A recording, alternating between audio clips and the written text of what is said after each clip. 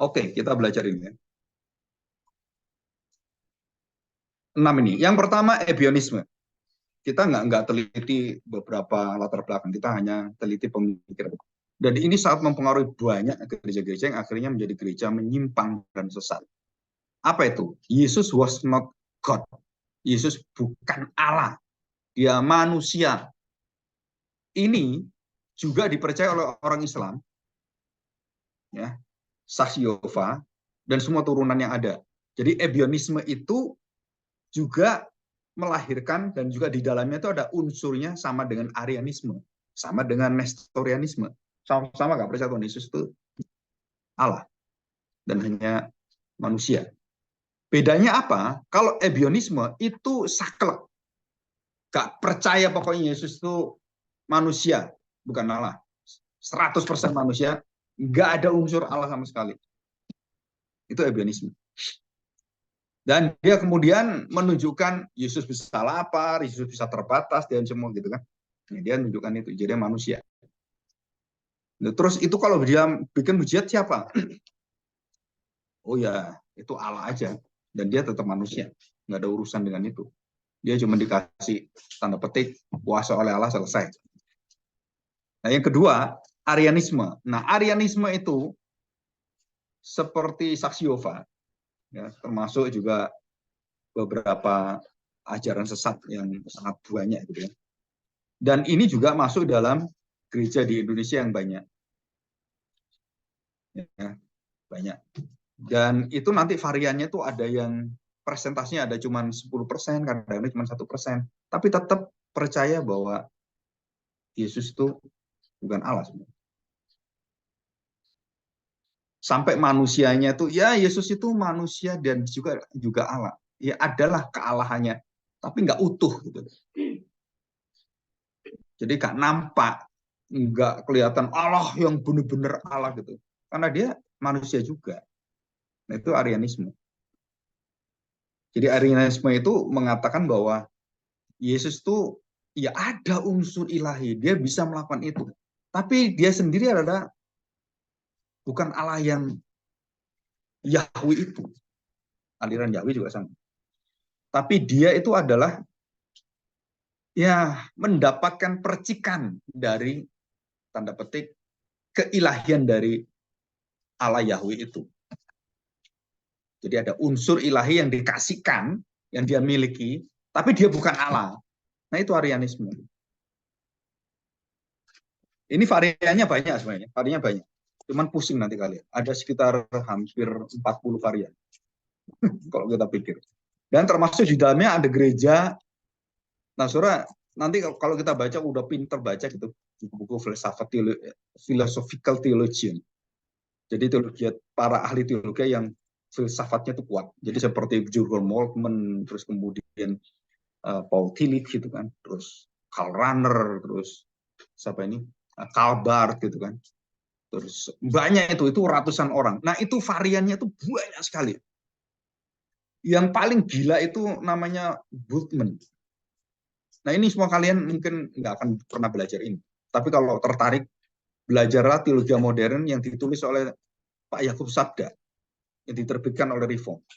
Saya dulu belajar di situ. 2 jilid, teologi modern 1 dan 2. Ya, itu cuman memberikan garis besar ya. Tapi kalau kalian mau belajar lebih detail, itu saya pikir kalian di Google aja udah dapat semua. Rudolf Bultmann gitu kan, keluar dia. Riwayat yang kapan lahir, kapan, di mana dia lahir, di Jerman, apa semua itu ada semua. Pemikiran Bultmann keluar semuanya. Apalagi kalian bisa apa itu langganan dengan Gria Karya, STT Gria Karya di Jakarta, satu-satunya sekolah filsafat di Indonesia. Dan rektornya Frank Magnis. Saya pernah ke sana. Memang saya akui ya, yang belajar di sana itu hampir semua banyak Romo. Orang-orang Katolik yang sudah kelasnya tinggi pemikiran. Dan mereka memang, saya harus akui, pemikiran mereka memang di atas rata-rata. Itu orang-orang pinter-pinter. Istilah-istilah filsafat apa itu, sampai detailnya itu bedanya apa? Dulu saya waktu ke sekolah Reform STTRI itu, dan waktu saya masuk ke Triakarya, beda jauh. Di sini memang filsafat tapi Kristen. Ini filsafat umum. Walaupun dia Katolik, tapi dia buka umum. Cara keluasannya beda sekali. Karena mereka sangat dipengaruhi oleh natural theology, oleh Thomas Aquinas, termasuk Anselmus. Nanti mungkin sedikit kita bahas. Dan mereka adalah bapak-bapak gereja atau tokoh-tokoh gereja Roma Katolik itu kan semuanya itu ahli filsafat. Semuanya pemikir-pemikir hebat. Rome atau Catholic theologian itu bukan orang sembarangan. Itu orang bahkan banyak jenius. Banyak jenius. Ya, oke. Nah, Arianisme ini pemimpinnya adalah ya.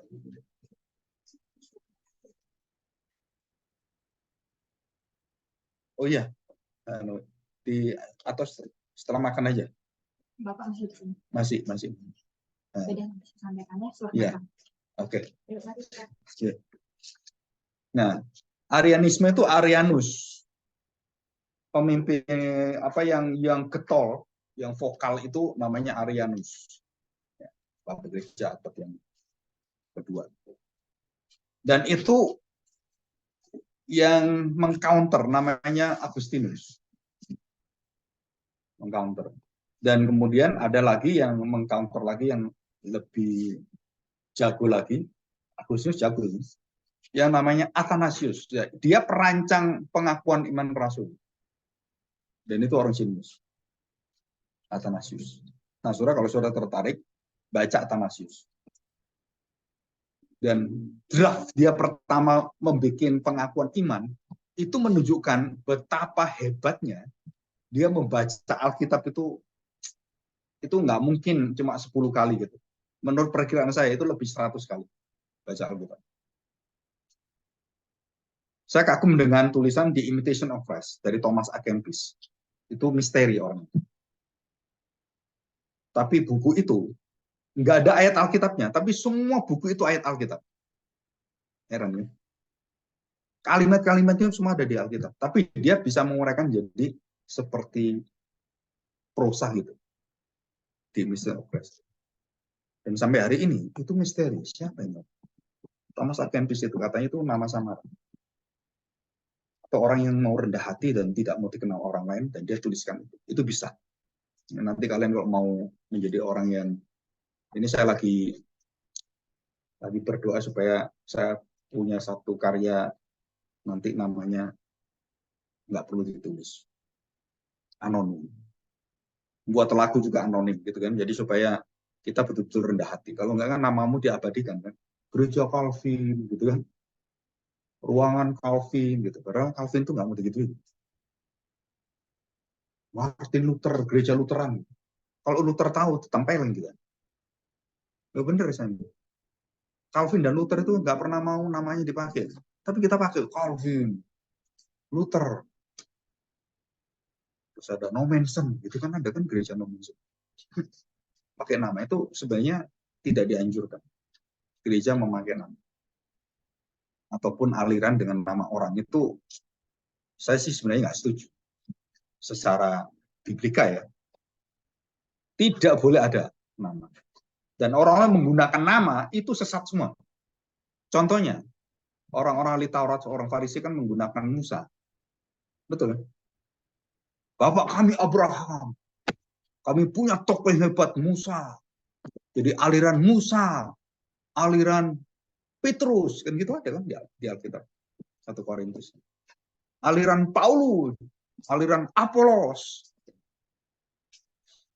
aliran kalau di STT MTS, aliran Andreas, aliran Agung, aliran Patan. Akhirnya kalian nggak sehat itu, ya. Kalian harus lepaskan pengaruh personal manusia. Saya dulu nggak bisa. Dulu nggak bisa saya. Ya tadi itu setelah bertemu dengan profesor-profesor yang yang luar biasa itu. Dan mereka mengatakan, begitu kamu mencintai satu orang dan kamu mengidolakan satu orang, kamu dalam bahaya besar. Kenapa? Pasti mendistorsi kemurnian Alkitab. Nah, sekali lagi saya beri nasihat. Ajaran siapapun itu kembali diuji dengan Alkitab. Diuji oleh Injil, diuji oleh Kristus. Tuhan Yesus mengatakan apa? Kalau domba-dombaku pasti dengar aku. Betul kan? Kalau nggak dengar aku, bukan domba-domba. Tapi orang banyak dengar siapa? Dengar pendetanya, bukan dengar Tuhan Yesus. Nah, kalau tahu Tuhan Yesus gimana? Waktu Tuhan Yesus di surga gitu. Ya, Alkitab. Firman Tuhan itu. Pengembalaan kita tertinggi itu bukan manusia, kebenaran Alkitab. Karena Kristus yang tidak ada sekarang melalui firman Tuhan, dan firman itu kan hidup dan dihidupkan oleh Roh Kudus. Nah, itu yang menggembalakan kita. Bahkan gembala pun harus digembalakan oleh sang gembala. Saya pun gembala sidang, saya pun harus mau digembalakan oleh firman Tuhan. Pak, Bapak nggak benar nih khotbahnya. Ini firman Tuhan ini. Oh iya, benar, cuma saya lihat. Oh iya, berarti saya nggak tepat. Aduh, sorry ya, terima kasih ya. Nah, saya digembalakan oleh kebenaran. Saya gengsi. Kurang ajar. Baru datang gereja, udah ngajar-ngajar pendeta gitu kan. Usir aja orang itu. Waduh, gawat udah. Nanti kamu di surga diusir Tuhan Yesus. Ya, oke. Ebionisme sangat ketat. Dia nggak mau dicampur apapun. Pokoknya Yesus bukan Allah. Titik. Yang ini, ya Yesus itu manusia, tapi dia punya kuasa. Ya kita harus akui dong. Ada sebagian dia punya kuasa. Sebagian.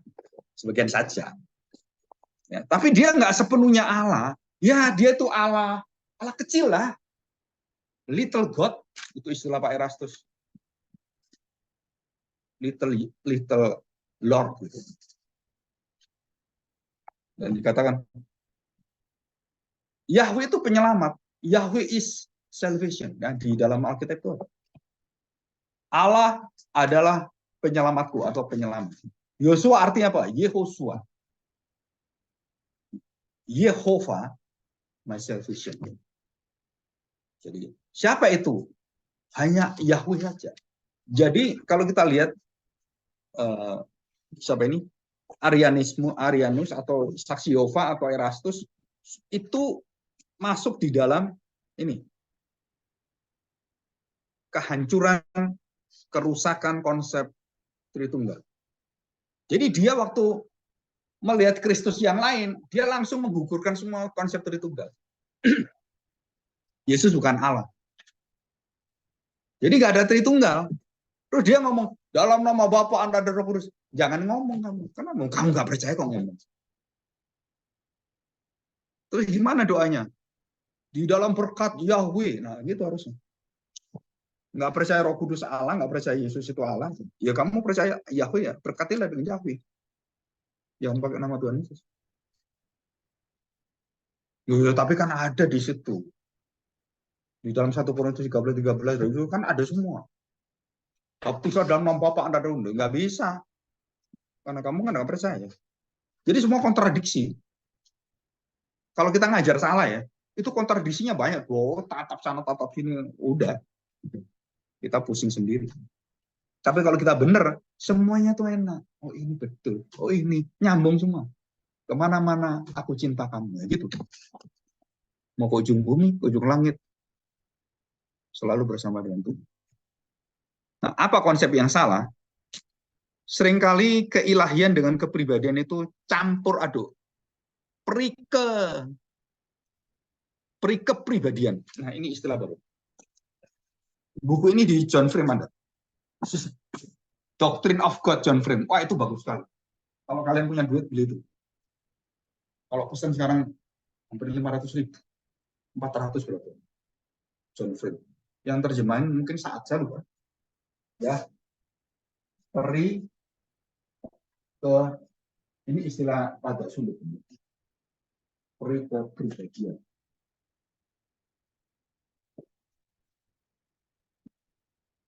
Ini kemanusiaan. Ketuhanan. keilahian dan semuanya.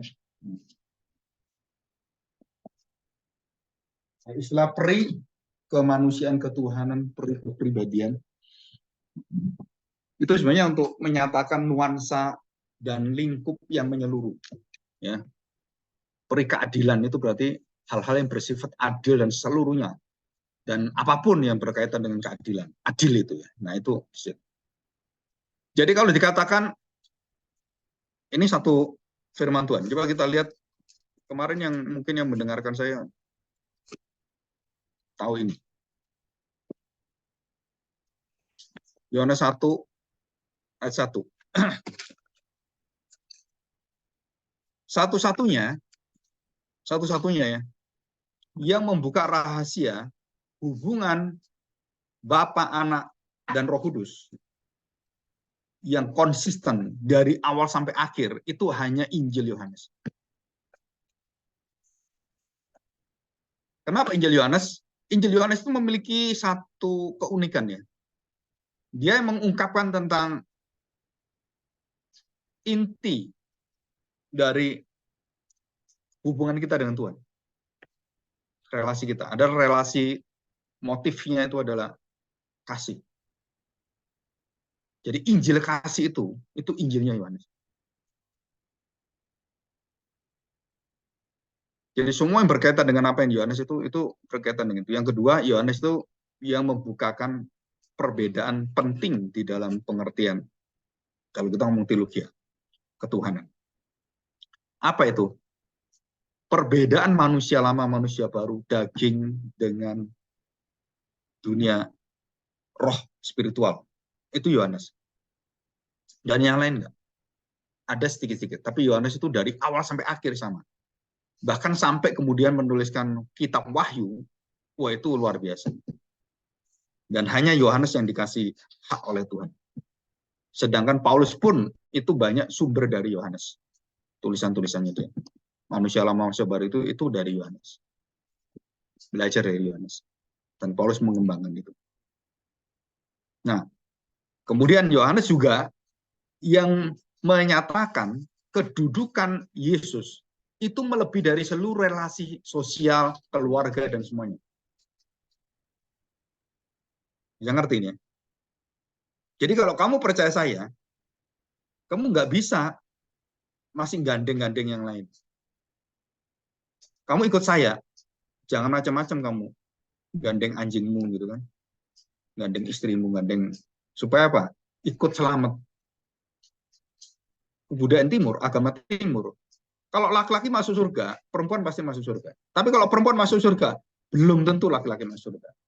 Itu namanya kurang ajar. Ya kan? Semuanya menentukan siapa? Laki-laki.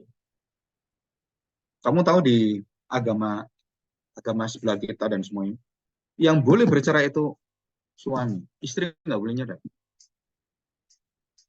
Yang boleh penalak itu suami, nggak ada istri. Aku talak kamu, nggak ada, nggak punya hak. Ya, kalau makan salak betul boleh, kalau nalak nggak boleh. Ngomong nalak-nalak itu haknya laki-laki. Dan dikatakan di situ dengan 7 kebahagiaan wanita. Salah satunya apa? Kalau laki-laki itu nggak boleh nggak dilayani apapun. Kalau saya ngomong dengan istri saya, aku lapar ini, bikinin nasi goreng. Nggak mau saya, berhak di apa? Ditalak. Enak ya? Makanya, jadi kawin banyak dia. Mau pindah? Nggak mau perempuan. Laki-laki mau. Loh, iya, kalau perempuan tawarin mau pindah nggak? Nggak mau. Begitu nggak mau aja.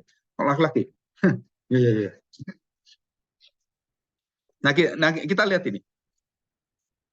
Kalau kita pelajari ya, semua pemikiran-pemikiran itu kan ada runtutannya. Pengaruhnya siapa? Dari siapa? Terus kemana arahnya? Terus apa yang akan terjadi? Dan bagaimana kalau ini bertentangan? Nah, setiap kali pemikiran, tesis, itu kan pemikiran, akan melahirkan antitesis. Ya.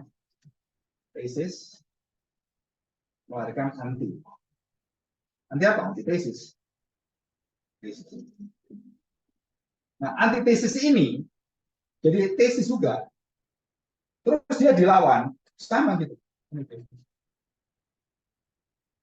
Ya kenapa agama aliran Protestan itu lebih dari 100.000 aliran? Karena tesis antitesis akhirnya berkembang alirannya begitu banyak. Katolik cuma satu, Pausan. Enak kan? Dan sampai hari ini terbukti organisasi yang terkuat di dunia dan tidak terkalahkan Roma Katolik.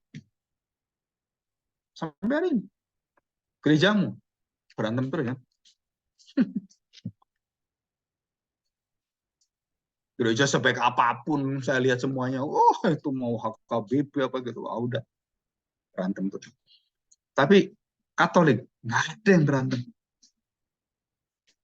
Betul kan? Tenang, adem, ayem, dan kayaknya luar biasa itu Katolik di Vatikan Roma itu. Dan itu lebih kaya dari, tahu nggak? Lebih kaya dari siapa? Dari Ratu Inggris, kerajaan. Tapi masalahnya Roma Katolik itu bebannya ribuan triliun menghidupi ratusan ribu Romo seluruh dunia. Nah, kalau satu Romo dibayar 10 juta, nah kamu 100.000 Romo itu berapa udah? Triliun. Belum kebutuhan-kebutuhan gereja lain, dan itu semua berpusat di Roma Katolik. Dan itu kekayaannya emasnya itu bertonton, berliannya tuh enggak tahu berkarat-karat. Ya, berlian karat, bukan karatan ya, karatan kan besi karatan, ini karat berlian. Itu banyak sekali. Dan kalau kita lihat bajunya Paus itu, tongkatnya dari emas, ini kepala itu puluhan miliar. Semua itu, wah, apalagi upacara besar gitu kan. Kalau kita lihat, wah, kemarin saya lihat siapa ini? Pangeran Charles dinobatkan jadi raja ya. Keretanya itu dari emas. Dan itu hanya sekali digunakan waktu melantik raja. Terus selama itu di mana? Ya ditaruh di gudang. Karena emas kan nggak karatan. Betul kan? Mau 1.000 tahun ya nggak karatan, nggak masalah. Cuman kudanya yang mati. Kan kudanya pasti mati. Nah itu kuda yang dibawa itu yang satu tuh kuda yang masih masih apa? Keturunan yang awal. Dan kudanya pun dilatih sopan. Kudanya dilatih. Pelan. Bisa loh kuda dilatih. Anjing bisa, kuda bisa dengan. Dan semua tentaranya juga pelan. Gitu. Luar biasa. Ya. Oke, nah kita lihat Yohanes 1 pasal 1 ayat 1. Saya nggak tahu selama ini kalian pernah dengar ini nggak? Khotbah apa semua. Nah, berkali-kali saya mengatakan kalau kita berkhotbah, kalian jangan berkhotbah superficial. Hanya karena tugas baca, ya baca buku tafsiran, nah, udah artinya gini selesai itu. Itu bukan kamu yang khotbah, itu yang khotbah itu yang nafsir melalui kamu. Betul kan? Ini buku tafsir artinya ini dulu saya khotbahkan. Itu bukan kamu. Yang khotbah itu kamu cuman alatnya buku itu.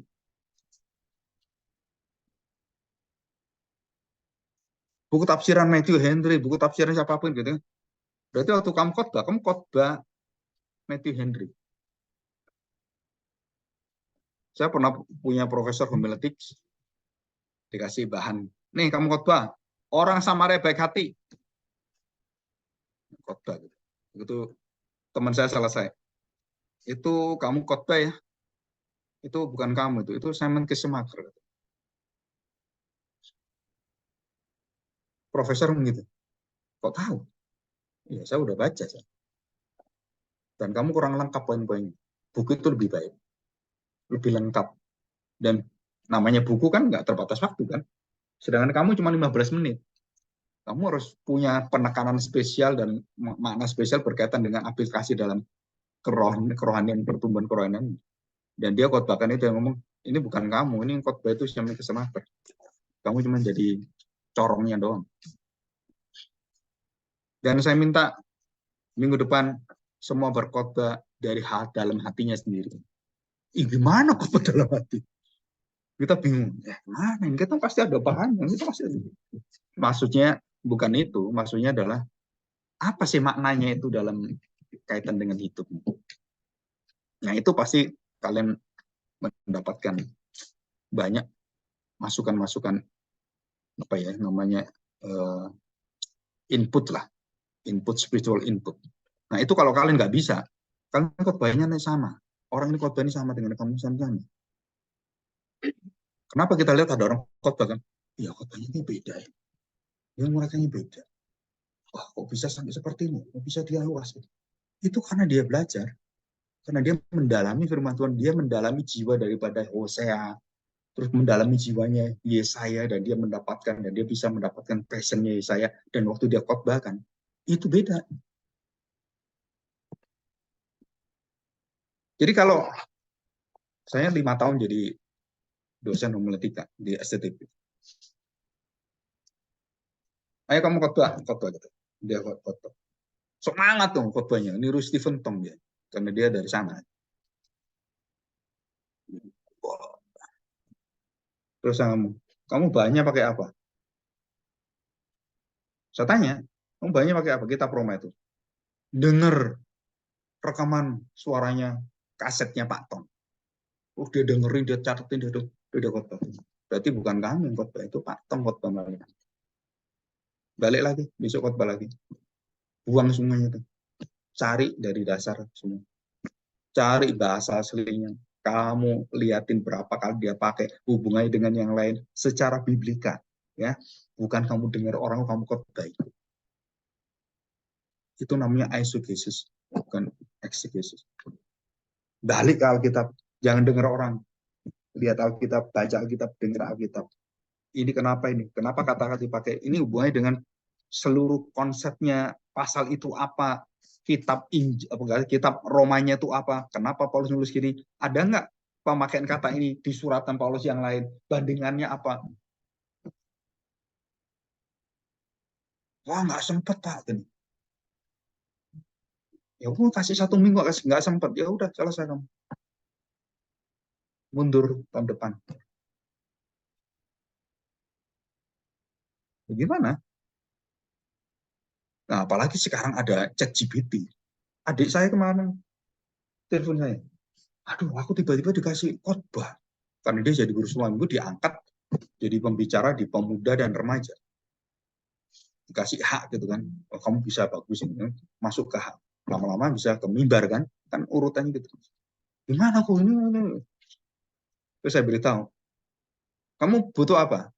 Ah, ini aku lagi disuruh Markus 10 ayat 45 melayani. Oke, tak buatin. Nggak sampai semenit saya kasih seret gitu, lengkap seret cuma. Waduh hebat ya kuku ini. Belum sempet aku matiin WA-nya, udah keluar udah lengkap semua. Saya beritahu itu ChatGPT AI.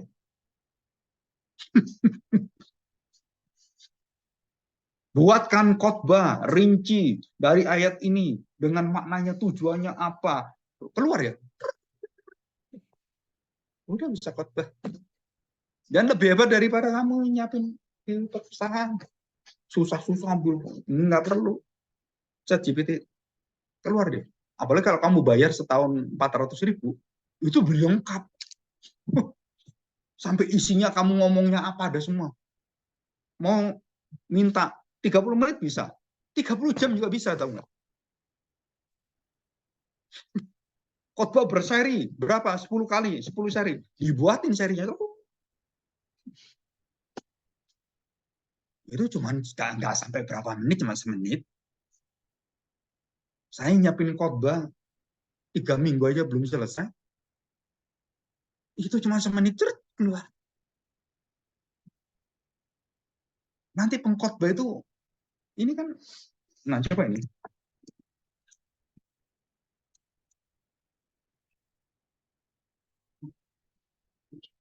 Tahu nggak? Sekarang ada main tenis meja, main badminton, pakai robot. Menang siapa? Menang robot. Main catur pakai robot. Mati manusia. Semua rumusnya di sini semua. Kamu tahu dia kalah deh. Tapi ada satu robot kalah dengan pemain tenis China, Jepang. Dia niru tekniknya dia. Namanya siapa, juara dunia 3 kali ya. Anak masih muda itu. Robot itu niru langkah dia dan diprogram terus. Jadi begitu ke sana terus ke situ. Nah, ketemu orangnya yang ditiru robot ini. Dan namanya manusia kan lebih hebat dari robot. Kan punya intuitif kan. Waktu main tak tak tak, dan waktu robot itu mau niruin dia, manusia itu kan punya kayak nggak terprogram. Kalau terprogram kan, oh ini ke sini A B C, dan di luar program itu buta dia, ngeheng. Ditaruh di atas ya, robotnya bingung, padahal bolanya di atas.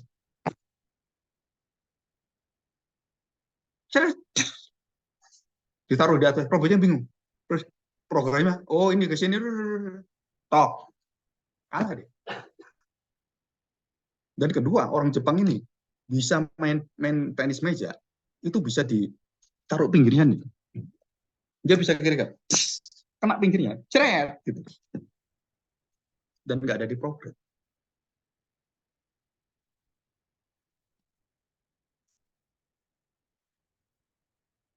Dan bukan hanya itu, nanti ngoperasi orang pun pakai robot bisa.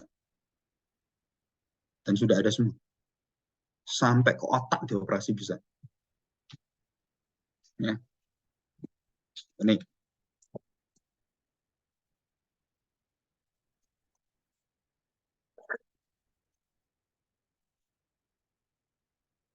Nah, tuh.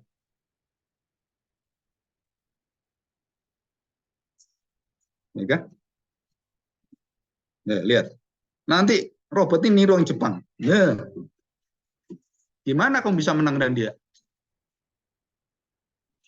Mau volley, apalagi kamu. Basket juga sama. Nah ini ya. Nah, lihat ini. Nah, kamu di sini, dia lihat ini ada kosong, dia kamu lari nggak bisa.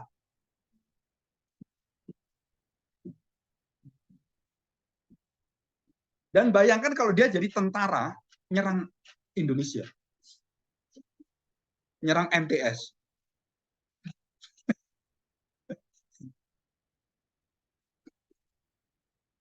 Dan kalau robot itu di sini belajar, dosennya pingsan semua.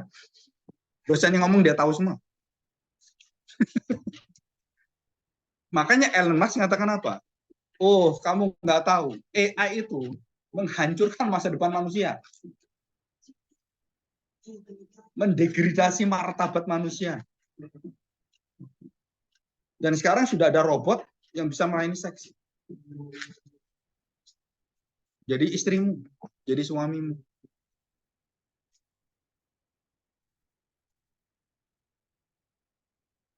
Tantangan kamu menjadi hamba Tuhan itu ya. Itu tambah lama tambah. Nanti saya udah mati. Kalian mengalami satu zaman yang kalau kalian nggak kembali Alkitab, tumbang semua gitu. Maka kenapa Tuhan mengatakan dalam kitab Wahyu? Harus diperpendek waktunya. Kalau enggak, hancur manusia. Sepertiga manusia diseret mereka semua. Bukan orang Kristen, dunia diseret dulu sepertiga. Dan yang di dalam lingkungan gereja, itu seperempat, itu diseret mereka. Jadi tinggal berapa sih? Banyak yang dipanggil, sedikit yang dipilih. Tuhan Yesus yang ngomong itu, bukan saya. Ya, oke. Okay. Ya, kita lihat Yohanes pasal 1. Ada 3 kalimat ya. Pada mulanya adalah firman. Menunjukkan apa? The beings. Ya, ini sudah kita pelajari. Pada mulanya adalah firman. Pada mulanya menunjukkan sesuatu yang tidak berbatas waktu. Tidak ada waktu. Dan dikatakan adalah firman. Pada mulanya, apa sih pada mulanya? Adalah firman. Jadi belum ada apa-apa, belum ada waktu, belum ada apapun. Yang ada apa? Firman. Itu menunjukkan bahwa being dari firman itu adalah being yang semua belum ada, dia sudah ada. Nah, itu adalah Allah. Nah, Anselmus dengan Thomas Aquinas waktu membaca ayat ini, kamu baca ayat ini, pada mulanya adalah firman. Ya, firman mula-mula gitu. No. Anselmus baca ini, pikirannya menjelajah ke dunia. Berarti pada mulanya kapan? Pada mulanya itu ya gak ada mulanya. Kapan itu? Kalau kita punya waktu, semua ada loh, karena ada, pertama ada yang menciptakan, ini ada, dan semua itu berkembang, semua pikiran itu akhirnya menjadi 5 argumentasi Thomas Aquinas. Itu ada di sini. Ya, nggak tahu ada nggak nih? Saya masukin di sini. 5 argumentasi Thomas Aquinas. Ini kan Anselmus. Nanti kalian ada, nah Thomas Aquinas, terus dia teori, nah ini jalan pembuktian argumentasi eksistensi Allah. Yang pertama, tentang teori gerak kehidupan. Semua yang bergerak digerakkan dari sesuatu yang sebelumnya. Sesuatu sebelumnya bergerak, itu ada yang menggerakkannya. Dan terus semua. Dan siapakah yang menggerakkan yang tidak digerakkan, dan dia menggerakkan semua, tapi dia sendiri harus tidak digerakkan, supaya dia tidak dipengaruhi oleh siapapun. Nah, itulah Allah. Itu dari mana dia tahu? Dari ayat firman Tuhan. Walaupun ada pengaruh filsafat Plato dan semuanya, tapi dia tahu dari mana bisa menembus ini. Plato nggak punya ini, 5 argumentasi ini. Tapi Thomas Aquinas bisa, kenapa? Makanya disebut sebagai filsafat Alkitab Kristen. Cuman semua teori itu ada kelemahannya, termasuk Thomas Aquinas. Nggak ada teori sempurna. Ya. Jadi pada mulanya adalah firman, menunjukkan bahwa tidak berbatas, dan itu di dalam waktu yang tidak berwaktu dan tidak ada segala sesuatu. Dan di sana pada mulanya adalah firman. Jadi semua belum ada, dia sudah ada. Dan yang kedua, firman itu bersama-sama dengan Allah. Jadi berapa pribadinya? Jadi gini, kita lihat. Pada mulanya, X, kita nggak tahu. Ini kita yang Kronos. Ini Kairos. Ya. Yang tidak tahu. Ini Kronos. Dan kemudian dikatakan bahwa ini Kronos itu kan ada beda-beda semua, kan bergerak, waktu, ada volume, dan semua kan ada hari, ada jam, ada semua. Dan di sini nggak ada ini semua. Yang ada cuma adalah firman. Dan dikatakan firman itu bersama dengan Allah. Berarti ada berapa pribadinya? 2. Betul kan? Jadi tadi yang pada mulanya itu adalah firman. Ada lagi. Firman itu bersama dengan Allah. Nah, siapa Allah ini? Yahweh. Dalam konsepnya persenjataan. Yahweh. Jadi Yahweh dengan firman. Jadi ada Yahweh, ada firman. Tapi keberadaannya kekal. Dan kekal itu adalah Allah. Dan firman ini ada di dalam kekekalan bersama dengan Allah yang di dalam kekekalan. 2 pribadi berbeda, tapi sama keilahiannya. Terus kemudian dijelaskan firman itu adalah, nah ini apa? Ini kan tentang keberadaan, dan ini tentang jati diri. Jadi pribadinya berbeda, ada 2 pribadi kan.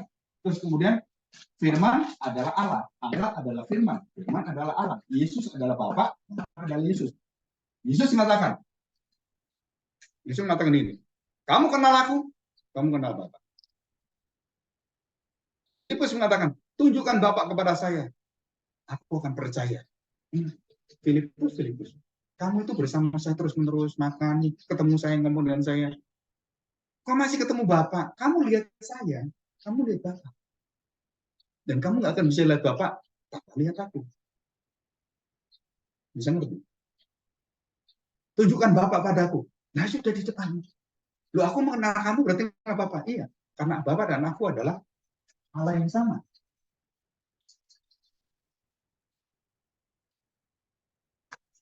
Jadi selama ini kita baca Yohanes 1 ayat 1, kita nggak pernah sejauh itu kita berpikir.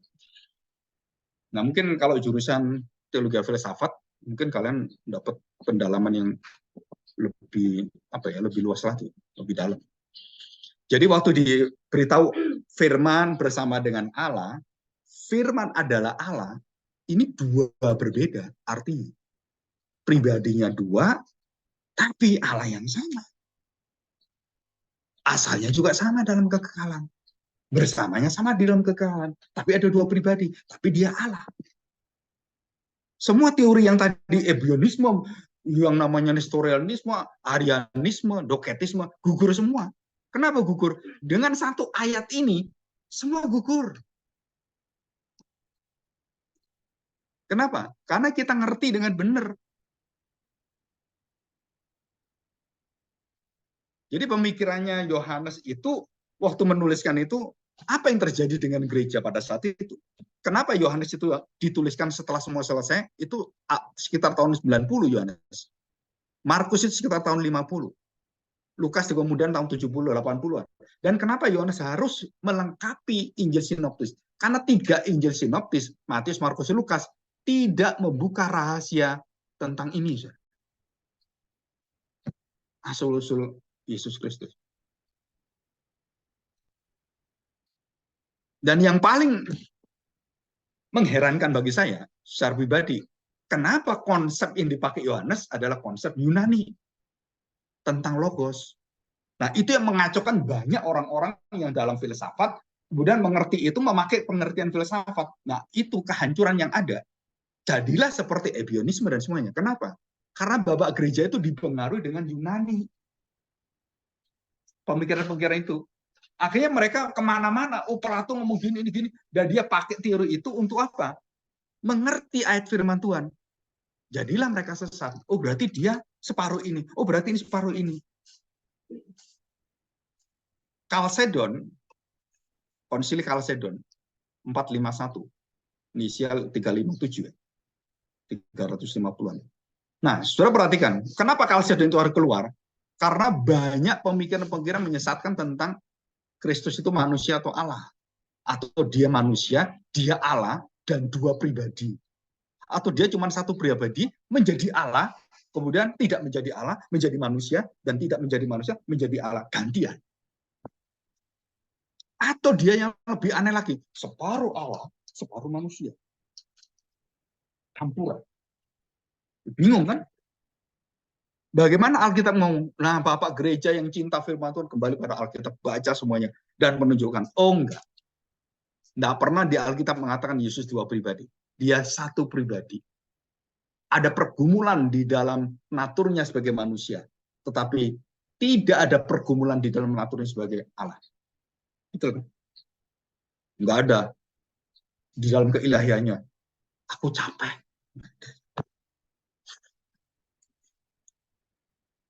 Dan dikatakan dia mengosongkan diri. Dia meninggalkan kesetaraannya dengan Bapa. Jadi dia setara nggak? Setara.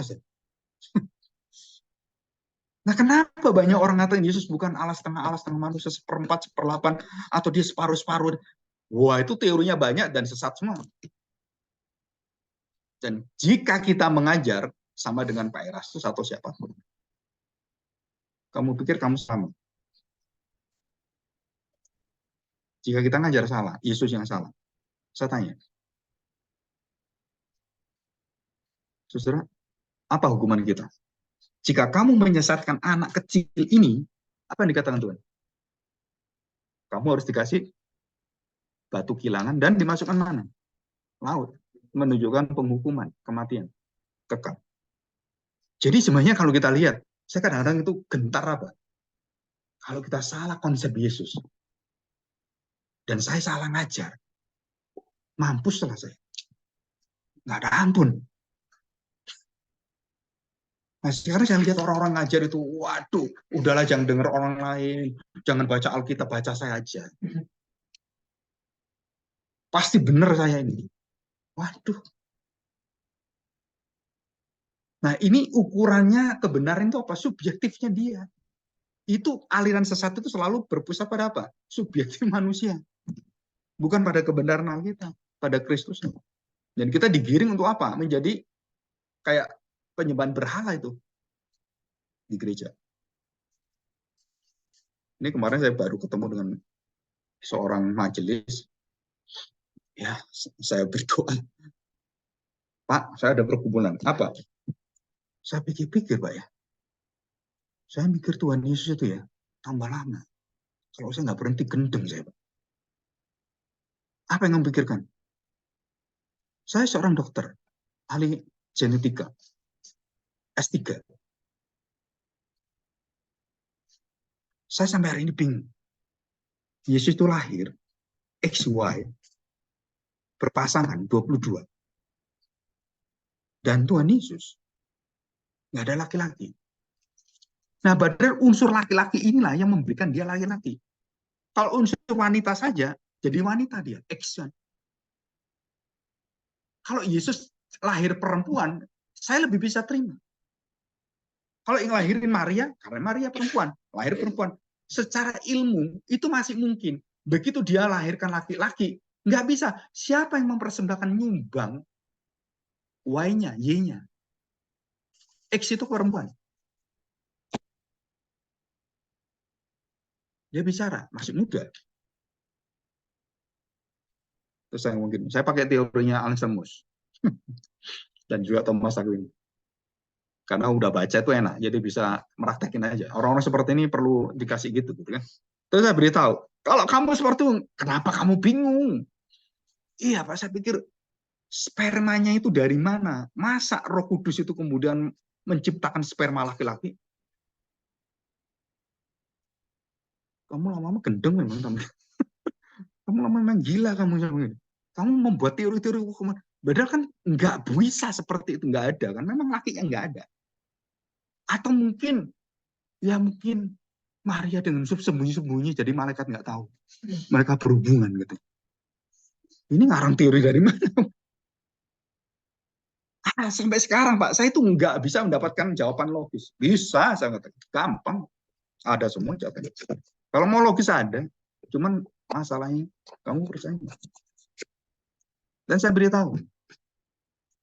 Kamu tadi kan terheran-heran. Kenapa? Karena ini perempuan, XX jadi perempuan, ya bisalah XX kan. XX jadi perempuan kan. Kan gitu kan. XX perempuan, XY laki-laki. Pokoknya ada Y-nya laki-laki lah. Ini nggak ada laki-laki gimana gitu. Terus saya beritahu. Kamu saya tanya, Adam itu lahir dari X atau Y? Tunjukkan saja. Loh, Adam. Nah ya saya tanya, kamu kan ngomong X, X, X, Y. Nah Adam itu X, X, Y, Y-nya dari mana? Dan dia dapat tuh X-nya dari mana, Y-nya dari mana? Dia ngomong, ah, Tuhan semua. Kenapa kamu ributin kalau dia dikasih dari Tuhan? Iya ya kok gampang ya bapaknya saya. Kok pikir saya. Nah sekarang kita pelajari Hawa. Hawa itu X. Betul kan? Jadi XX kan. Itu dari mana? XX-nya. Dari Adam. Jadi laki-laki bisa memberikan laki, bisa memberikan perempuan. Betul kan? Nah sekarang saya tanya, ini lebih dalam lah. Maria itu sebagai manusia, unsur X, Y-nya ada nggak? Kan pasangan X, Y, 22. Ya ada, tinggal satu saja. Dari mana dia bisa tinggal satu bisa menerima laki-lakinya? Saya beritahu, kalau Adam aja nggak punya laki perempuannya diciptakan Tuhan begitu mudah, kenapa kamu nggak percaya kita? Selesai. Masalahnya, mau percaya nggak? Tadi kan kamu cari ilmu, oh begini, teori-teori gini, tambah gendeng nggak betul. Masuk rumah sakit jiwa nanti. Terus ada jawaban yang gampang, ini gampang. Kenapa? Berimanlah. Banyak kamu nggak tahu, nih nggak tahu, ini nggak tahu. Kalau ini terjadi, kuasa Tuhan sangat mudah, nggak ada sesuatu mustahil.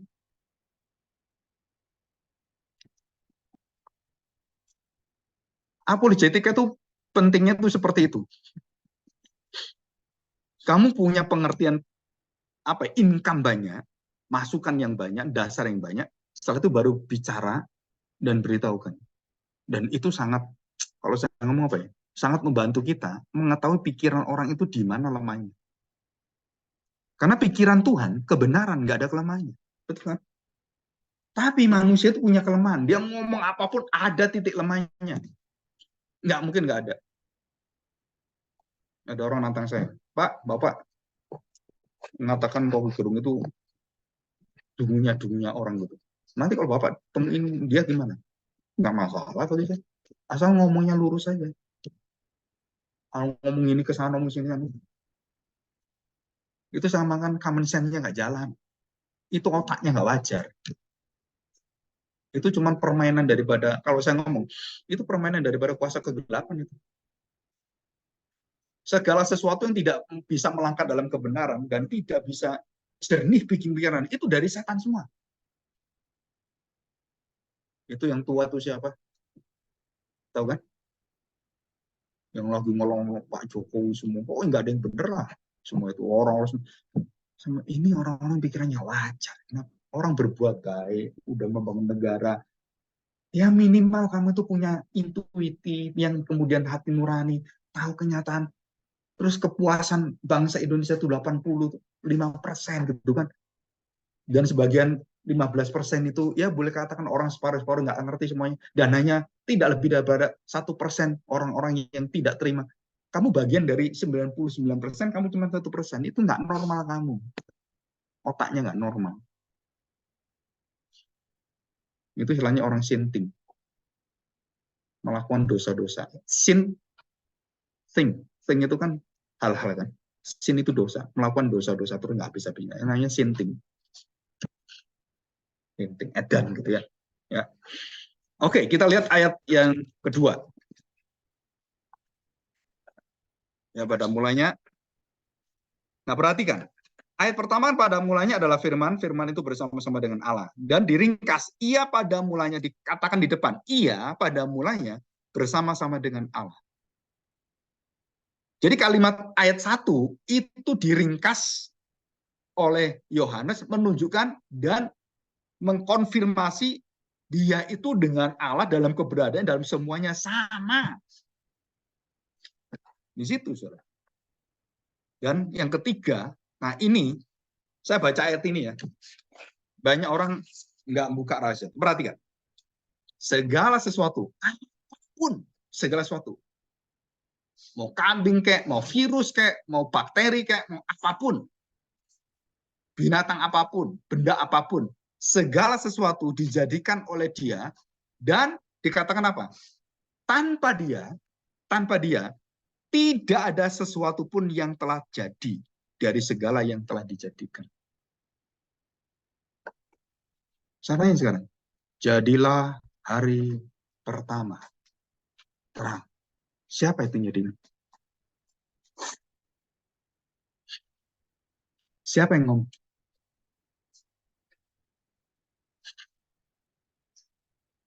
Kejadian pasal 1 baca. Firman, kan firman. Jadi hari pertama kedua, siapa yang jadikan? Siapa yang ngomong? Jadilah terang. Siapa yang ngomong? Tuhan Yesus.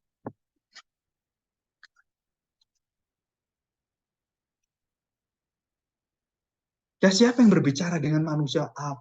Abraham, siapa yang bergumul dengan Yakub? Tuhan Yesus.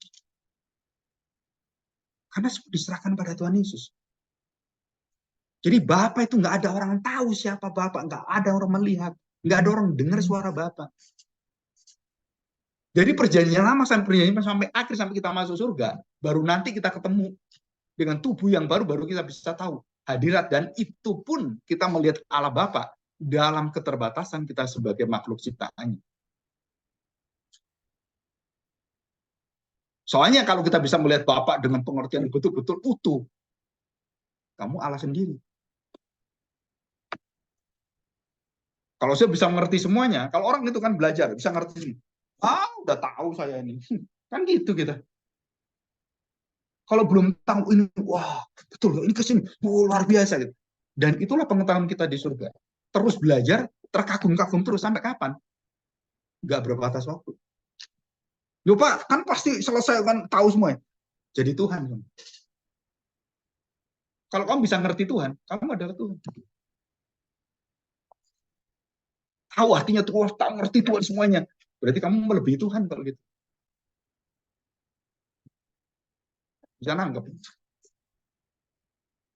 Jadi kalau saya bisa mengerti Tuhan seutuhnya, berarti saya itu lebih hebat dari Tuhan. Kenapa? Karena saya bisa memikirkan Tuhan dengan mana bisa. Semesta alam dia kamu lihat nggak ngerti apa-apa, kok bisa ya bintang bintang seperti nggak ngerti kita. Laut dalamnya kayak apa kita juga nggak ngerti. Jantung kita bisa jalan, nggak ngerti juga ya kita. Kapan kita berhenti jantung ini? Bisa nggak Tuhan hentikan jantungnya? Berhenti. Berhenti ya. Percaya nggak jantung kita itu bisa ngisi kolam kolam renang itu? Kalau darah itu dihitung, terus ngalir terus satu hari berapa liter gitu, gitu. Itu satu kolam bisa diisi. Nah kalau kita sampai mati, kita bisa ngisi mungkin satu sungai bisa kita isi dengan kekuatan jantung kita. Kok hebat sekali, bisa ngaliran kemana-mana sampai ke sel-sel gitu sampai ke sini-sini kayak pompa air gitu kan. Bagaimana ini di otak kita itu ada tenaga listriknya loh. Percaya nggak? Otak kita punya tenaga listrik itu katanya megawatt, lebih dari 10 sampai puluhan megawatt. Kenapa? Bisa menggerakkan semua, bisa lihat gini, bisa lihat cahaya, bisa ngatur cahaya semua. Bayangin itu ya robot tadi itu kan. Itu kan ciptaan manusia, udah bisa seperti itu. Jadi saya tanya sekarang, seluruh perkataan dan bagaimana Allah dikenal dan bisa dikenal manusia dalam bentuk teofani. Fani itu nampak, teo itu Allah, Allah yang nampak. Setelah mau tidak mau, dari ayat ini kita tahu apa? Berarti itu Yesus semua. Iya. Jawabannya, iya. Siapa yang ketemu dengan Musa di semak belukar itu? Siapa? Yesus sendiri. Kenapa? Oh, Bapak itu bukan Tuhan Yesus. Nggak bisa. Tuhan Yesus mengatakan apa? Tidak ada orang yang pernah melihat Bapak. Jadi yang dilihat Musa apa? Yang dilihat oleh Abraham, dilihat oleh Adam ya. Nah, sampai di surga, Adam itu berbicara dengan siapa? Saya tanya, siapa yang bicara dengan Adam? Siapa yang memberi perintah? Jangan makan buah ini. Dan siapa yang menghukum Abraham? Adam itu. Karena jatuh dalam dosa.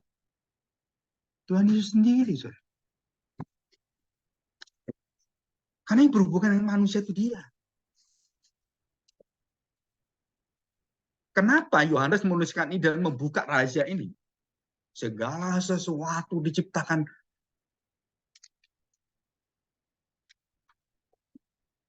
Ya. Nah, perhatikan ini. Ini kan semua tentang Yesus ini. Ayat 4. Di dalam dia ada hidup dan hidup itu adalah terang manusia. Jadi semua manusia itu bisa hidup, bisa bergerak, bisa mikir. Siapa yang kasih? Kan Yesus. Kamu melawan Tuhan Yesus pun nyawamu dari Tuhan Yesus. Kamu menghina dia, mencaci maki dia, yang ada di dalam hidupmu terang bisa mikir siapa kan? Kalau kita ngomong gitu ya, ngeri ya manusia ini ya. Kenapa? Tuhannya sendiri diolok-olok, dihina-hina. Padahal dia menciptakan dirinya, yang menggerakkan semuanya. Kok berani kamu melawan dia, mencaci maki dia? Apa hukumannya? Binasa kamu. Betul kan? Kamu akan binasa. Oke, kita lihat. Ini kan dari sisi keilahian. Ya. Yohanes 1, ayat 1 sampai 14, 13. 14, 18, kita baca.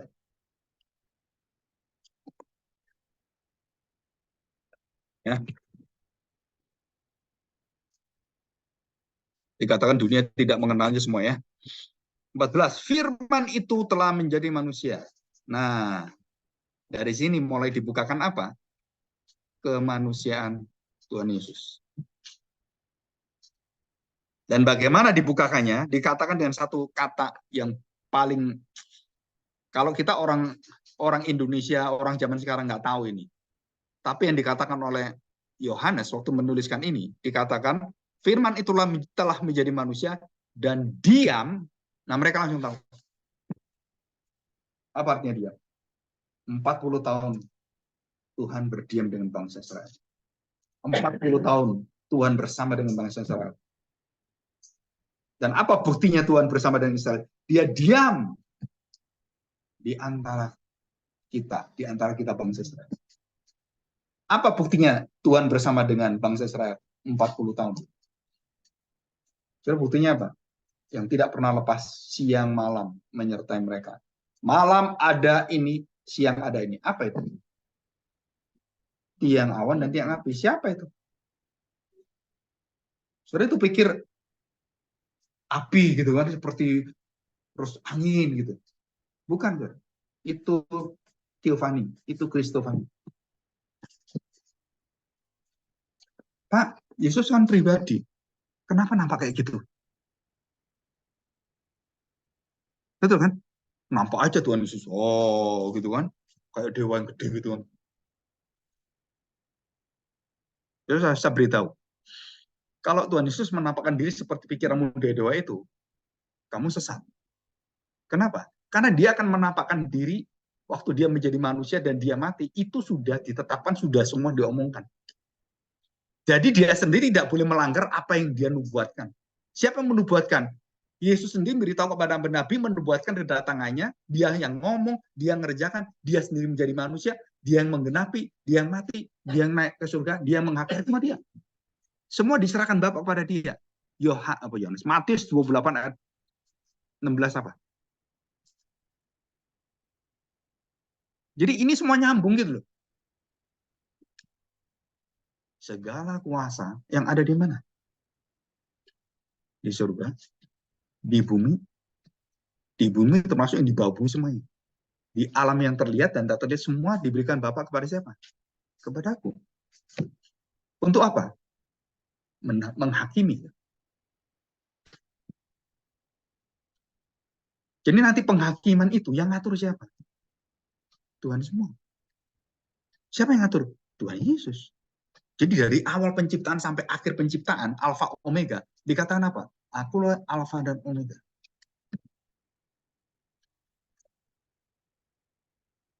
Firman itu telah menjadi manusia dan diam di antara kita, dan barulah dikatakan kita melihat kemuliaannya, yaitu kemuliaan yang diberikan kepadanya sebagai anak tunggal Bapa penuh kasih, karunia, dan kebenaran.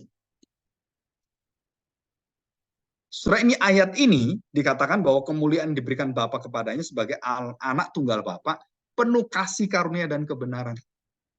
Apa arti kasih karunia? Anugerah. Apa arti kebenaran? Terang yang memimpin hidupmu. Jadi di dalam Kristus inilah, tadi kan dijelaskan, segala sesuatu dikerjakan semua pencipta oleh dia. Terus kita mengatakan begini, penebusan itu Pak, keselamatan, itu Tuhan Yesus kerjakan, tapi bagian yang lain saya kerjakan. Saya tanya, memang bisa gitu kan kerjakan? Kamu bisa melawan dosa? Kamu bisa melawan dagingmu sendiri? Bisa gitu? Tuhan itu kalau ngerjakan, dia tuntas. Penciptaan tuntas. Segala sesuatu diserahkan pada dia. Dan itu genap semua. Termasuk menebus, menyelamatkan engkau, menguduskan engkau. Itu tuntas. Kalau kerjaan tuntas, itu pasti Tuhan. Kalau nggak tuntas, kamu. Jadi kalau ditanya keselamatan, karya Tuhan atau karya kamu? Karya Tuhan. Betul karya Tuhan? Iya. Tapi kalau saya murtad, Pak, kalau saya begini, ya berarti saya nggak bisa. Tanya, berarti kamu bukan karya Tuhan. Kalau karya Tuhan, Tuhan akan melindungi kamu dari kemurtatan. Tuhan akan melindungi kamu dari penghujatan Roh Kudus. Loh, Pak, kalau ada orang menghujat Roh Kudus, bertobat bisa nggak? Bisa. Kenapa? Karena dia belum mengenal Tuhan. Tapi kalau dia sudah dimeteraikan oleh Tuhan, tidak mungkin mulutnya menghujat aku. Kan ada itu ayatnya. Berarti orang Kristen bisa menghujat Tuhan Yesus. Wah, dia udah jadi Kristen, berarti menghujat Tuhan Yesus, kemudian keluar. Dan kemudian jadi ustadz gitu. Kan banyak itu kan sekarang. Orang-orang Chinese Kristen yang jadi Ustaz, masih muda lagi, ganteng lagi. Saya tanya, Ustaz, berarti dia itu mengenal Tuhan? Enggak. Kalau dia mengenal Tuhan, nggak mungkin dia seperti itu, Ustaz.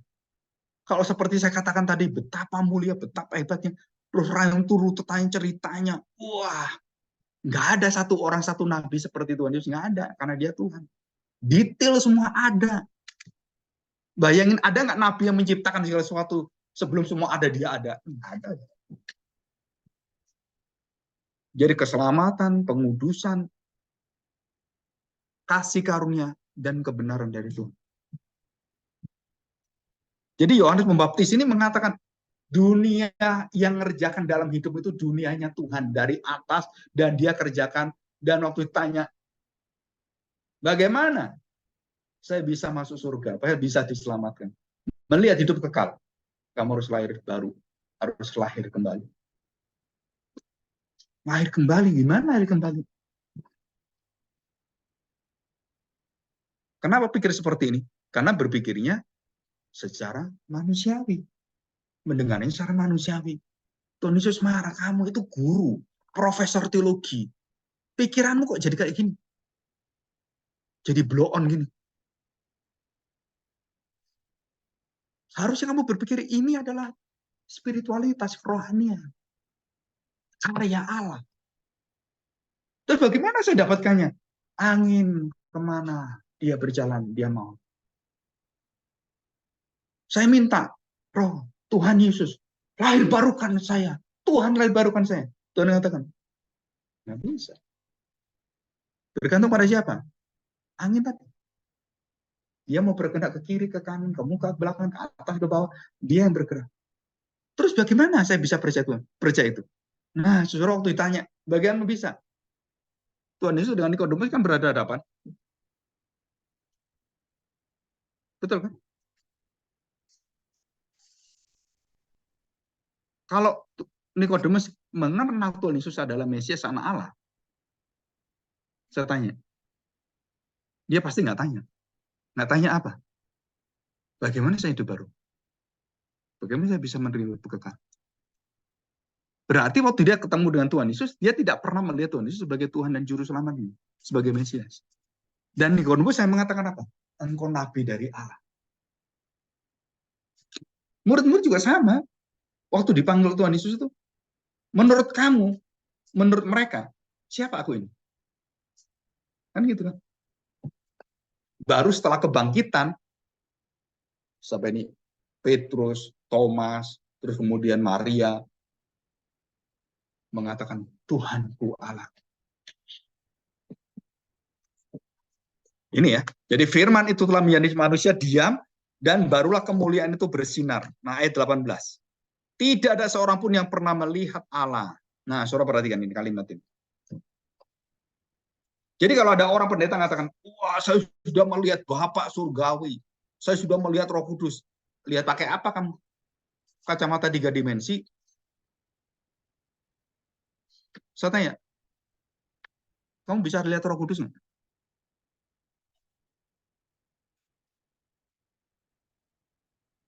Saya bisa lihat Roh Kudus, Pak. Kenapa?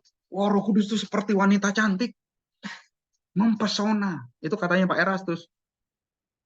Dan bodinya, lebih dari istri saya. Ini kalau pendeta ngomong gini, terus jemaahnya dengar, amin, amin, amin. Sesat semua ini. Jadi, perhatikan. Roh Kudus itu kan roh. Dan Tuhan katakan tidak ada orang pernah melihat Allah. Kecuali kamu melihat anak, baru tahu melihat Allah. Jadi semua pengetahuan Allah itu yang tidak berbadan, bisa kamu jumpainya. Semua pendeta ngomong, saya ketemu Roh Kudus, saya berbicara Roh Kudus. Ngapain Roh Kudus bicara dengan kamu? Memang kamu sepenting apa? Apalagi dia bertemu, wah saya udah ketemu di surga. Sampai ini Pak Philip pernah ngomongin, ketemu Yahweh. Saudara, kadang-kadang kita itu kebablasan, dan kemudian mendengarkan itu, terus kita nggak sadar, lihat-lihat TikTok dan semuanya orang gitu. Tapi kalau kita tahu, Itu mengerikan loh.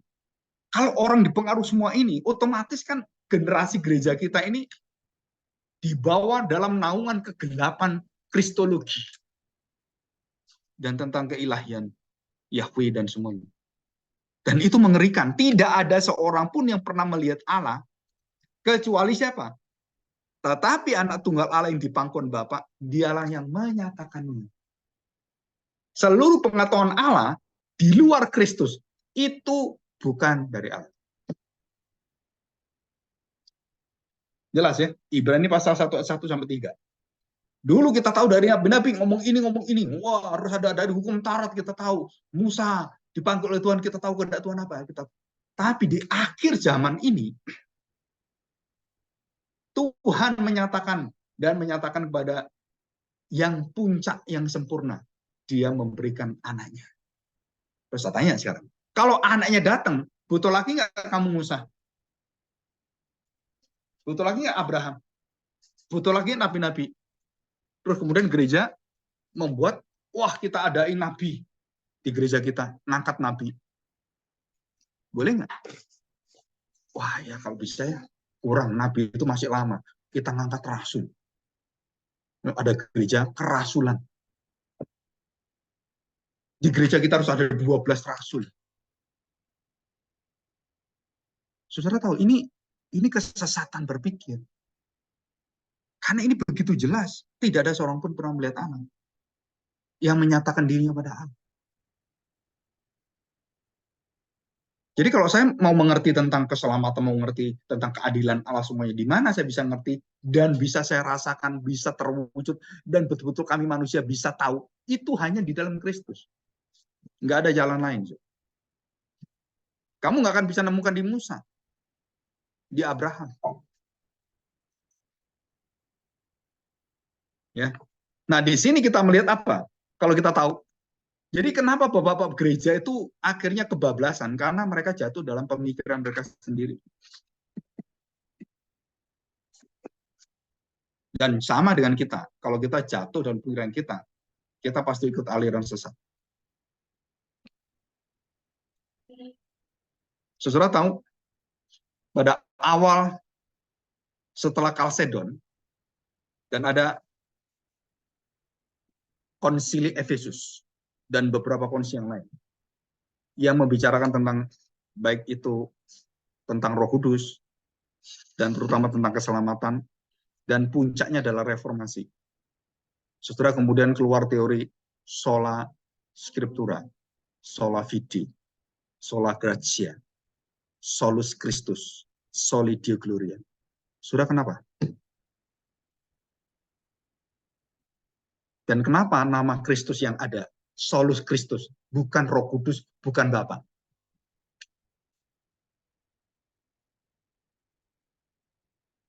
Jadi mulai dari scripture in Christ, fide in Christ, grace in Christ, soli Deo gloria in Christ. Jadi sola scriptura itu inti pokoknya siapa pribadinya? Kristus. Nah kalau kita nggak berpikir seperti itu, ya kita bukan Christianity. Jadi kita sudah jelas di sini bahwa Kristus itu akhirnya setelah diberitakan dia menciptakan, dia itu Allah, dan Yohanes memberitakan ini, dia itu manusia, dan dia buktikan dia semua apa yang dilakukan di hadapan manusia. Jadi kitab Yohanes satu-satunya kitab yang membawa kita kepada apa? Keseimbangan penjelasan tentang anak Allah dan anak manusia, dan dari seluruh praktek hidupnya. Dan yang tidak pernah ada, Yesus menyatakan keilahiannya, saudara, itu hanya di kitab Yohanes. Aku adalah gembala yang baik. Aku adalah terang. Aku roti. Dan apa yang terjadi 40 tahun di padang belantara itu, roti mana datang, semua makanan datang, yang awan tiap api datang, terang itu datang, dan kemuliaan itu datang. Itu semua siapa? Tuhan mengatakan, 7 kemuliaan yang kamu lihat di padang gurun. Nih, kamu sekarang lihat saya. Ini terwujud di dalam manusia. Soalnya kita selama ini nggak berpikir, I am, akulah gembala. Tapi kita nggak masuk dalam intinya kenapa 7, 7 I am situ. Itu jati diri Allah yang menyertai bangsa Israel selama 40 tahun dan selama dalam perjanjian lama. Nih, lihat ini. Akulah yang membiarkan kamu makan roti 40 tahun. Nih, aku. I am. Yang menggembalakan kamu. Kamu dalam dosamu. Kamu menghujat dan mau membunuh Musa. Nih, aku. Air kehidupan. Tahu? Dari Meriba itu. Saudara, itu keindahan sebenarnya. Jadi waktu Tuhan Yesus mengatakan dia tuh adalah Allah sendiri, dan dia mengatakan dengan kalimatnya, dengan tindakan, dengan perbuatannya, dan dia manusia, betul-betul dia manusia. Saudara, yang membuka rahasia itu siapa? Yang terbanyak, yang sangat terbuka, itu Yohanes. Maka saya kalau ketemu dengan orang agama yang lain, itu saya selalu minta membaca Injil Yohanes. Kenapa? Karena di situ ada hubungan tentang Yesus manusia dan Allah yang sempurna dibuka di sana. Dan dari pengalaman saya ketemu orang-orang yang kejawen, orang-orang semuanya, waktu membaca itu, mereka banyak bisa mengerti dan banyak bisa tanya. Dan disitulah kita bisa banyak uraikan penjelasan tentang Kristus. Kenapa ayat meringkas seluruh kitab suci itu di Yohanes 3:16? Betul? Betul nggak? Satu pemikiran tentang begitu hebatnya Tuhan itu, dan begitu dalamnya, dan motivasinya apa, tujuannya apa, itu cuma satu ayat. Dan siapa yang menuliskan itu? Orang ini tahu seluruh daripada pribadi keutuhan kepenuhan Kristus, yaitu Yohanes. Dan semua tulisan Paulus itu niru para rasul. Dan yang bisa mengatakan begitu besar kasih Allah pada dunia ini. Kenapa? Kepada manusia. Kok enggak? Kok enggak kepada manusia? No. Sehingga jadi ada akibatnya. Kasih itu berakibat. Jadi saya tanya, Tuhan menyelamatkan manusia ya karena dosa. Anselmus dengan Thomas yang membuat ini. Motivasi alam menyelamatkan manusia karena manusia berdosa. Nah, dibantah oleh Don Scotus dan oleh para tokoh reformasi dan kaum Puritan. Kenapa? Motivasi Allah tidak pernah ditentukan oleh kejahatan dosa dan dari dunia bawah ini. No. Ditentukan dengan apa? Dengan motivasi Yohanes 3:16. Begitu besar kasih Allah. Dari mana mulanya keselamatan? Bukan dari manusia berdosa. Dari mana? Kasih Allah. Jadi tidak bisa menggerakkan itu, menggerakkan Allah. Allah yang tergerak kemudian menggerakkan semua. Dan itu inti daripada keselamatan kita. Jadi keselamatan kita berdasarkan penggeraknya siapa? Ujungnya akhirnya pada siapa? Dan semuanya kepada Tuhan. Dari dia, oleh dia, bagi dia, selama-lamanya. Ya. Oke. Nanti ada kaitan rahasia kepribadian dan natur Allah dengan kepribadian Yesus Kristus dan natur Kristus yang terbalik. Apa yang terbalik? Jadi Bapa, Anak, dan Roh Kudus pribadinya berapa? Satu. Pribadinya, keilahiannya satu. Naturnya satu. Tapi pribadinya tiga. Nah, Tuhan Yesus enggak. Pribadinya satu. Naturnya berapa?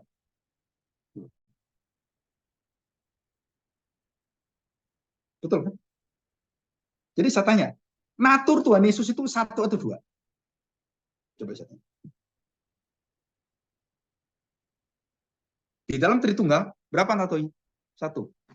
Dia Allah. Terus kemudian saya tanya, nah waktu dia bernatur dua, apakah Allah Tritunggal bertambah naturnya, ditambah sedikit manusia di sana? Atau Tuhan Yesus membuat Tritunggal berubah karena dia membawa kemanusiaannya masuk dalam Tritunggal. Jadi Allah berubah. Nah, saya harapkan kalian bisa belajar berpikir hal ini. Thomas Aquinas memberikan jawaban dan penyelesaian, tapi tidak memuaskan. Dan yang paling bagus itu adalah Herman Bavinck. Terus kemudian yang ada buku sistematik teologi ada, dan kemudian Cornel van Til. Yang baru ya, tapi yang lama semua sama. Atau Louis Berkhof, yang buku sistematika tentang Kristiani. Nah, nanti apakah kemanusiaan Kristus menambahkan sesuatu dalam Allah Tritunggal atau membuat keilahian itu satu natur itu menjadi dua natur? Bukan dua natur ya, satu natur plus naturnya Yesus yang manusia. Itu coba dipikirkan baik-baik. Ya. Oke. Nah, minggu depan kita belajar tentang filsafat kejahatan. Dan ini agak sulit. Ya, kembali kalau kita doktrin Allahnya benar dari awal, nah kita banyak bisa membuka rahasia Tuhan. Tapi kalau itu nggak benar, nanti kamu muter nggak karu-karuan. Ya, tentang kejahatan. Dan itu banyak sekali doa Mazmur itu tentang orang-orang jahat. Ya, nanti Alkitab menjadi contoh kita. Kenapa orang jahat kok Tuhan berkati? Kenapa orang baik hidupnya susah? Nah itu. Oke, kita masuk dalam doa ya.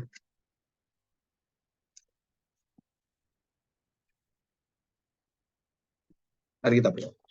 Bapak, kami bersyukur di hadapan-Mu hari ini. Pada waktu kami mempelajari firman Tuhan, dan khususnya kitab suci firman-Mu. Tuhan, kami tahu, berikan kami hati yang tidak menjadikan sebagai objek pengetahuan semata, tapi sungguh-sungguh menjadi satu benih firman yang kekal, sehingga kami bisa mengenal dalam seluruh pergumulan kami, dalam keterbatasan kami, dan juga kelemahan-kelemahan kami. Karena tanpa pertolongan Roh Kudus, tanpa pertolongan kekuatan yang dari atas, dari Bapa yang kekal, dan kami percaya Tuhan, kami tidak akan mampu untuk menapaki seluruh perjalanan iman kami. Tapi kami bersyukur hari ini, karena Engkau memberikan kami penjelasan, serta kekuatan yang berakar di dalam kekuatan kebenaran firman Tuhan. Dan di dalam Kristuslah kami mendapatkan semua keagungan ini. Dan berkatilah kami, dan juga waktu kami selanjutnya. Di dalam nama Tuhan Yesus kami serahkan doa kami. Amin. Ya, oke. Bentar, ini